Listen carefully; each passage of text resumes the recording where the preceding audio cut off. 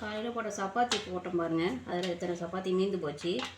அதை வேஸ்ட் பண்ண வேணான்ட்டு இப்போ நைட்டு டின்னருக்கு ஒரு 7 மணி போல் அளவில் இந்தமாரி சப்பாத்தியை சின்ன சின்னதாக கட் பண்ணி எடுத்துக்கிட்டேன். அடுத்தது இதுக்கு தாளிக்கிறதுக்கு என்னென்னா வெங்காயம், தக்காளி, பச்சை மிளகா 2 எடுத்துக்கிட்டேன். அதுக்கு கூட சட்னி தேய்க்கிறதுக்கு காஞ்ச மிளகா போட்டு சட்னி வைக்கிறதுக்காக இது கொஞ்சம் அரிஞ்சு வச்சுட்டேன். வெங்காயம், தக்காளி இது இது மாதிரி பொடியாக கட் பண்ணி வச்சுக்கணும். இது கூட 2 முட்டை ஆட் பண்ணிக்கிறேன். காரப்பொடி, மசாலா தூள் 2 சேர்த்துக்கிறேன் பாருங்கள். செய்யும்போது பார்க்கலாம். இந்த சப்பாத்தி நல்லா ஓரளவு காற்றுல உணர்ந்து போயிருக்கு பாருங்கள். இப்போ தண்ணி நல்லா கொதிச்சிட்ருக்கு. இந்த தண்ணியில் இதை அப்படியே தூக்கி போடணும். போட்டுட்டு இதுக்கு கூட கொஞ்சம் எண்ணெய் ஊற்றிக்கணும். கொஞ்சம் ஒன்றோட ஒன்று ஒட்டாமல் இருக்கிறதுக்கு கொஞ்சம் லைட்டாக உப்பு போடுறோம். ஏற்கனவே மாவில் உப்பு போட்டுருவோம். லைட்டாக உப்பு இது போட்டு ஒரு கொதி வந்ததும் அப்படி எடுத்துடணும். டக்குன்னு கொதிக்குது பாருங்கள். இந்த சமயத்தில் நம்ம வடிகட்டி எடுத்து வச்சிடணும்.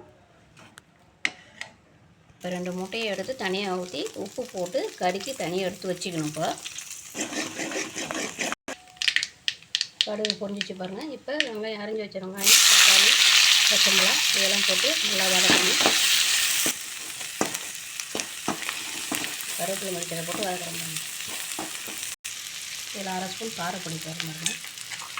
கொஞ்சம் ஒரு 1/2 spoon 65 masala, 1/2 spoon mutton masala சேர்க்குறேன். மட்டன் மசாலா சேர்த்தா இது ஒரு டேஸ்ட் கொடுக்கும். இதை நல்லா எண்ணெயில் போட்டு வதக்கிக்கணும். வெங்காயத்துக்கு கொஞ்சோண்டு உப்பு போட்டு வதக்கிக்கணும். வெந்நீரில் வேக வச்ச சப்பாத்தி துணுக்கை இதில் நம்ம போட்டு ஆட் பண்ணிக்கிறோம். இப்போ பண்ணிக்கிறோம்.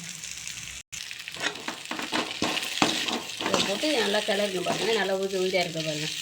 சூப்பராக இருக்கா. இதில் உப்பு வேணால் பத்தலைன்னா கொஞ்சம் ஆட் பண்ணிக்கலாம். நம்ம ஏற்கனவே உப்பு போட்டுருவோம்.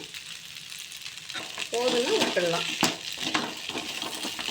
இந்த இடத்துல இந்த முட்டையை கறிக்கி வச்சுருக்கோம்ல, இதை அப்படியே சேர்த்து கலக்கி விட்டுடணும்.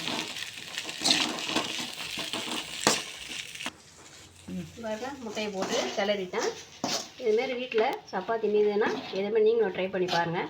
அப்படியே நூடுல்ஸ் மாதிரி இருக்கும் பாருங்கள். வீட்டில் நீங்களும் ட்ரை பண்ணி லைக் பண்ணுங்கள், ஷேர் பண்ணுங்கள்.